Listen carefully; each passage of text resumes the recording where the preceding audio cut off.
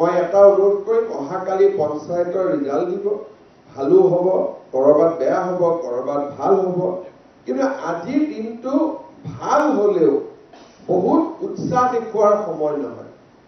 কাৰণ ভোট নিদিয়াজন মানুহেও কিন্তু সেনা বাহিনীৰ লগত আছে, দিয়াজন বিজেপিৰ লগত আছে, কিন্তু নিদিয়াজনো সেনা বাহিনীৰ লগত আছে।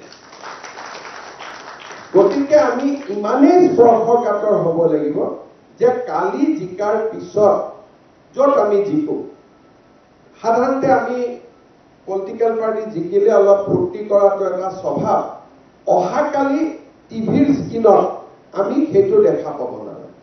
সকলোকে আমি স্পষ্ট নিৰ্দেশ পঠাব লাগে যে কালি ৰাইজৰ যিয়েই আদেশ নহওক কিয় তাক আমি কালি বিনম্ৰতাৰে সৈতে ল'ব লাগে।